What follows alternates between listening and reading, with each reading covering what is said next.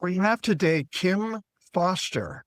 He is a project management expert of the kind that is really rare. You don't find a guy that's worked in space and for all kinds of companies. Before we start talking about the new thing that you came up with, Saber Lock, let's go a little bit into your life journey. What got you into project management to begin with, and what was the journey like to get to where you are? And then how did it end up you coming up with the idea of a secure way to really secure deadbolts where an old key would simply not work? That starts with my interest in aerospace. I was of the era of the Apollo, Gemini, and Mercury missions, and as a kid building models and that kind of stuff. And you fast forward to coming up to graduating from high school, and a counselor asked what I wanted to do in college, and she asked a few quick questions, and I said, "How about double E? That sounds good." Went into that. Fast forward then through my senior year when I'm out there interviewing, and I got an interview added on when I went down to visit Lockheed. And they said, "Don't worry about it if you don't have time. Go ahead and just, if you can work it in. If not, it was such a late ad, don't worry about it." That interview, though, was a chance to work in the assembly, verification, and test on the Hubble Space Telescope. And that was my V8 moment to say, I can work in aerospace. Started out as an entry-level engineer. After a few years, was promoted into a supervisory role and then on up into project management and then finally program management on Lunar, Prospector, and the Spitzer Space Telescopes, where I got to give the go for launch. Through that process was doing program management. Latter part of my aerospace career, we got to oversee a strategic supplier, and for almost 10 years was up there helping them fix process control issues as well as supply chain problems. When I had retired from that, I was at a networking event and my business partner came up. He asked if I was interested in working on an interesting idea that he had, and that was for a device that we have come to call SabreLock. He was wanting to leverage my program management and technical skills to build this device.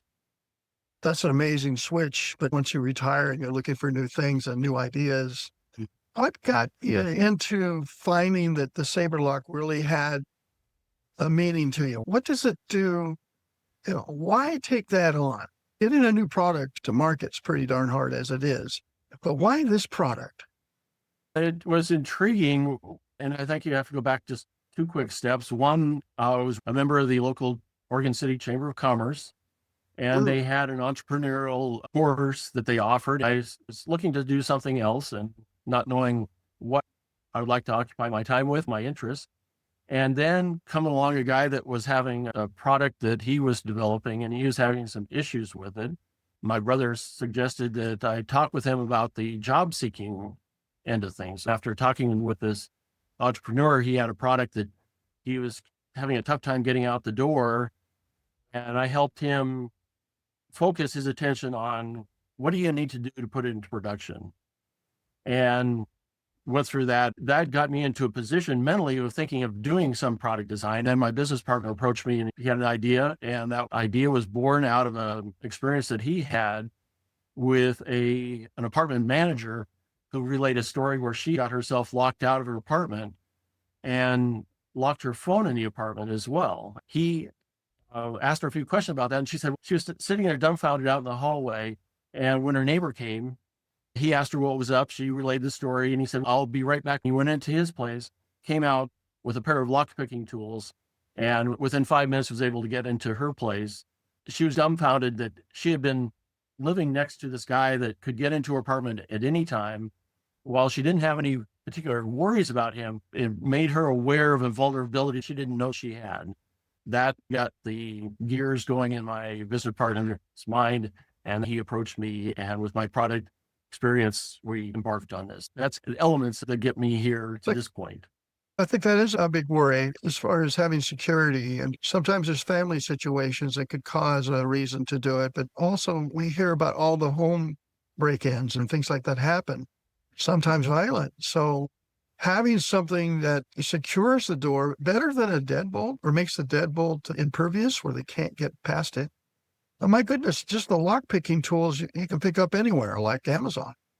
Like I was showing you a little bit earlier, we got this set of lock picking tools, full set, more than you'd ever need, and order that right off of Amazon, and plus a how-to book of lockpicking 101. And carries the amateur to feasibly become a professional just by ordering a couple of things off of Amazon. But And then that's it was certainly interesting. Forbes had a report that just a couple of years ago that said that, they expected over 75% of homes in the U.S. will be broken into over the next 20 years. It's sobering to think that's as high. So it's 75% of the homes getting broken into over 20 years. And that's amazing. This is a SabreLock device is one that you can put on your front door and defeat those kind of entry points or that worry that somebody's going to break into your home. Deadbolt's pretty secure to have it, but when it's vulnerable to unlocking through lockpicking, you're really not as safe as you think. And It's that's a a good unique value on it. feature Yeah. of Lock is patent pending because we're the only device out there that can add that security feature. There's others that will do a convenience thing, will allow you to remotely lock or unlock your door, but do nothing for the security features. And that's because it's a tough job to not only allow somebody from the inside of your home to be able to get on a routine basis, or especially an emergency basis, in a manual way, controlling that same deadbolt, but in the lock feature, preventing somebody from coming in and defeating that deadbolt that's on your front door. Because ours doesn't change the deadbolt, it changes the security level and convenience factor of your existing deadbolt. Wow. Oh, there's the key to it. It's keeping the outsiders outside. The kind of Yes. an idea, but yet you can egress very easily, get in and out from the inside. And that's important to know. The security on it, how does it work? You see some of these systems that could be broken into very easily. How is this a little bit safer than that? Is it encrypted? How is it safe? We have employed several techniques in our device for encrypting the signal and making sure that a key fob or a set of key fobs is paired to the lock itself. And then we have not designed this initial version to be accessed across the internet. We didn't want to put your front door on the internet. And so we don't have a tie-in. It's not an Internet of Things device so that somebody can come in and hack through an app that's entrusted to a third party. We did not want to introduce a vulnerability there. We're probably on our 4th or 5th generation prototype. Next steps in this journey to allow everybody to feel safer in their homes and have a convenience with the remote features of being able to lock and unlock your door is that we would take it to a beta test program, working with a contract manufacturer to somebody who's an expert in prototyping and be able to advance the design to be more production-like. So we've got a design that does work, has been demonstrated to work. We would want to take it to one suitable for production quantity. We're really looking for investment money. I know that investors, they're not just look at the product itself. They're certainly looking for an exciting thing that could really hit the market big. Of course, they want to make it big, but the decisions come down to the people that make up the company. And you've got some great partners. I think that's one of your ace in the hole is it's the people that matter that actually people invest in. Yeah, I bring a certain skill set to the table. My business partner is very capable, very doggedly going about this. He's been involved with a couple other entrepreneurial items and really good on the financial end. He's really good on several areas. And then we've also got a marketing director who's had a lot of experience in commercial products. So we've got a good plan and entry into market, a go-to-market strategy. We've also talked with local hardware stores that are very interested in when we're ready to demonstrate our product to the general public is they would like to have us into their stores because ultimately we would be selling to the hardware stores for them to then be able to make it available to their customers. So that's been really exciting to talk with them and have them very interested in adding a product like ours to their inventory. I think it's a good fit. So that's an exciting prospect that we would want to go forward with on this journey to production.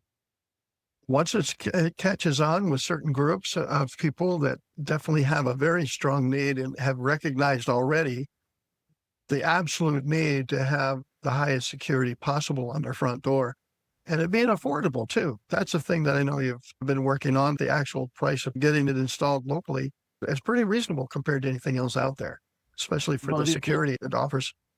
and it's so easy to install. You don't need any tools. You don't need to hire somebody to do it. You're just mounting this over the top of it. We've got several choices on how to do that mounting, and it's all easily done by the consumer. So that's another big advantage of it. You don't require any expertise. You don't have to run down to Home Depot or one of the other big box stores to get tools or fix the problems you've created.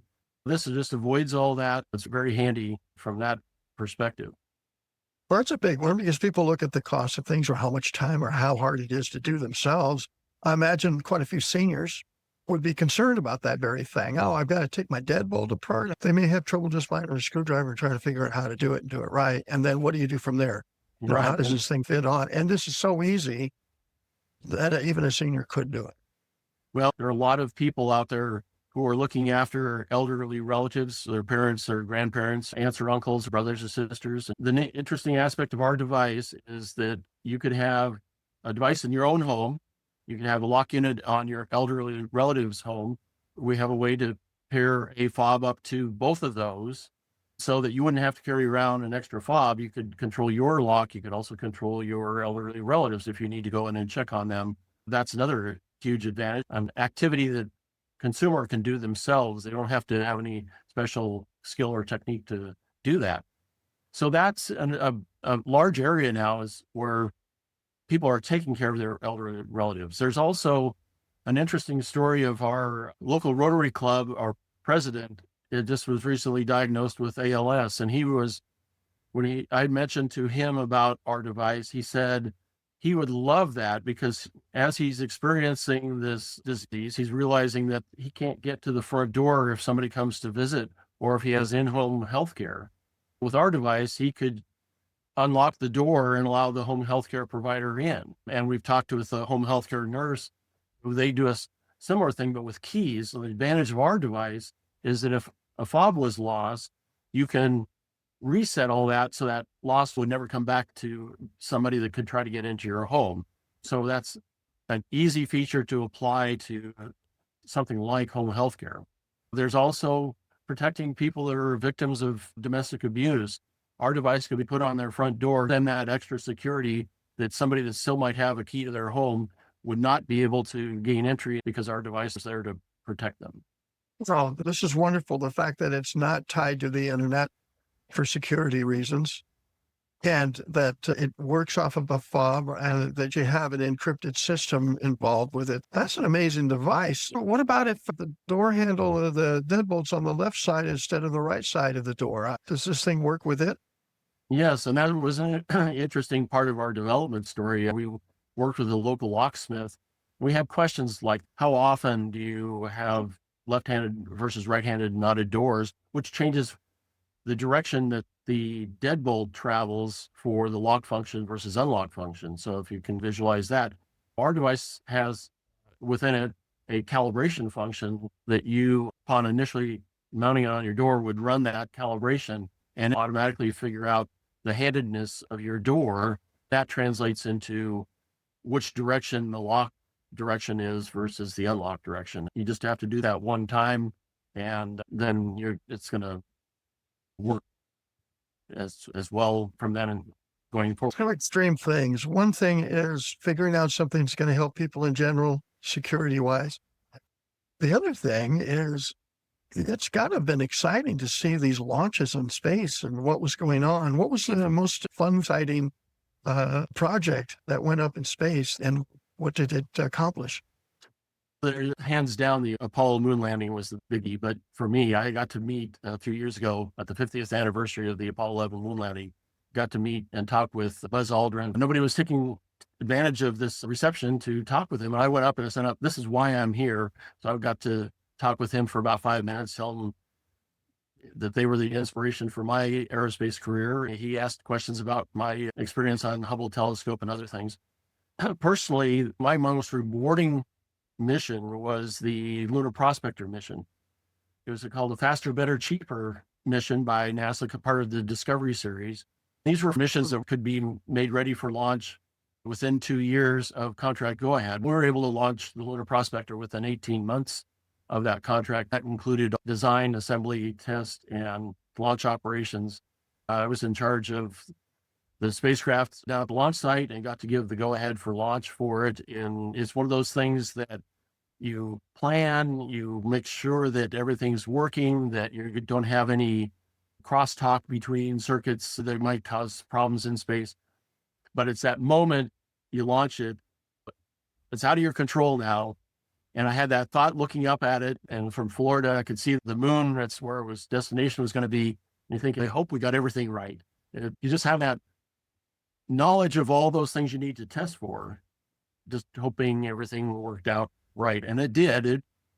I had an extended mission orbiting the moon and mapped the entire surface in several areas, discovered water at the polar regions. Despite some claims by a later mission, ours on Lunar Prospector was the first to discover water at the polar regions that can be used by astronauts in the future.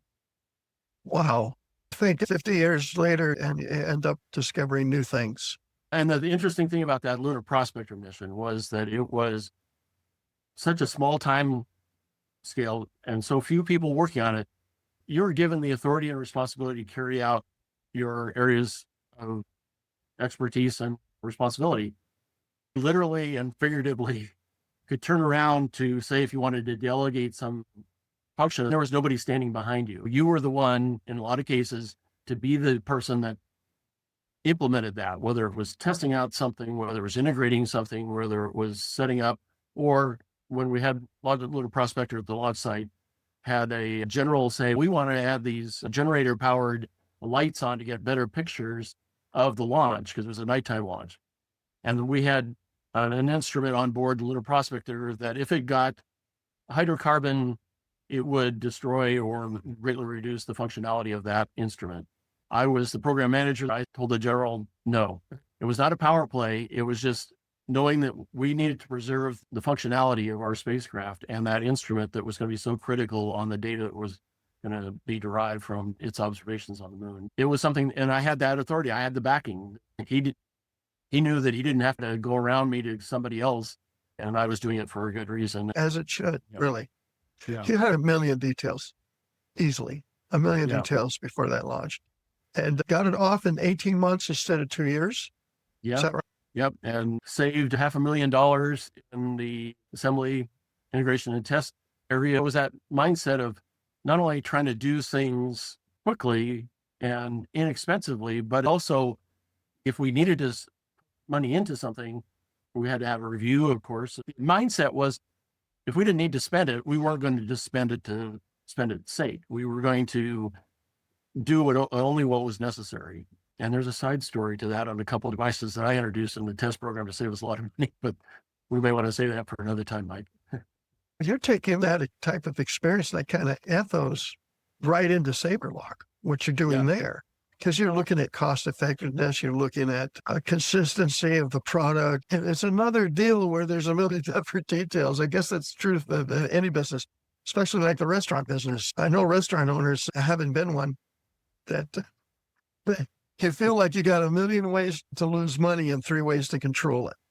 A lot of owners would tell you that. Yeah, and that applies to this. I had experience just before working on SabreLock, where there was a guy that was very smart inventor, and he had this device that he wanted to produce, but he had exhausted all of his finances and needed help in the job seeking realm.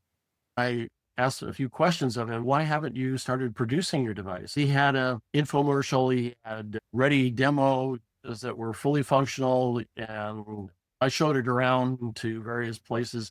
They loved it. And I asked him, why haven't you produced that? And he said, we want to do this, that, and the other thing. And I got with his engineer, and we went down and evaluated what has to be done to get this initial product into the market. It came down to just one thing. We said, let's just do that and then get you earning some money. They said, great. About 2 weeks later, they had talked themselves into doing all these extra things. I said, I can't help you anymore. If you're not going to take what needs to be done and just get yourself right financially, but get this product out where this is your passion. And he couldn't do that. One of those lessons learned is you don't want to keep designing something and never producing. You can make it really good, but never get it in the market. With SabreLock, we wanted to be sure we were doing that same thing. Sure, we looked at other things to improve the product and to have other branches off and to maybe even be the entry-level device on a platform that is involved with remote charging for batteries. But you can't do that. You got to stick to your core, get this initial one out. Then you can talk about a version 2.0. And this guy, bless his heart, he just couldn't get there. He went down with that ship financially. It was sad, but he couldn't take the advice he needed. So that's a lesson that we learned for SabreLock, to make sure. Too many bells and whistles just complicate things. You want something solid that works and people are happy with, and then you can come out with other versions. It's that whole MVP thing, minimum viable product. Get it out of the market, create revenue, have happy people, have a customer service to back it up, because they're helping you discover anything that pops up. Customer service could be your key to even a better product in the future. So you run it that way. You think about any product that's ever been produced, there's the initial ones that people are very satisfied. You think about those little robot vacuum cleaners. The first ones out weren't that good, but people still wanted them. And you think about a software platform, the first version of Microsoft or anything like that. The first Apple phone was compared to a 16 version. Yeah, so that's a typical life cycle. But this poor guy, he was too inventive and couldn't take that leap, even though that would have been a very inexpensive leap for him to take. It's one of those stories that I think is fairly widespread, and unfortunately so for people. Well, innovation is what drives American economy, but at the same time, you got to get it to market. Yes. You can't leave it on the test bench forever. That's right. You got to get it out there and have it prove itself. And what proves itself is demand. It's been interesting. Yeah, we've had people that have ordered our product in advance to be able to, because they want to have this. So they're not just saying that they think it's a good product, but they're actually putting their money forth to betting on the idea that this product will really help them. And so that's been interesting and fun to know that people are willing to put forth money on our effort. Belief in you and the product, but who stands behind it, as well as the product itself. It's that work ethic, the ethos of how you go about things. You do need the beta team out there testing it, because they have a need for it. If there's any problems, you want it all solved before mass production. Yeah. And we've got a list of over 100 people that have signed up to be beta testers because they want to see this product out there. So we have people that put money forward. We have those people that volunteer to test drive our product once we're at that point. I want to thank you for the time today on this. I think we covered a lot of ground. But yeah, it's been a pleasure. And it's always a learning experience to see what other people do. That sounds good, Mike. We're really excited about our transformational product called SabreLock and what it can do and help people feel safe in their homes, and yet give them an experience that will help them just on a convenience level and be able to unlock their door. They don't have to fumble for keys. So that's just beautiful. I can see that now. That's a great thing. Thanks. Thank you, Mike. Great time.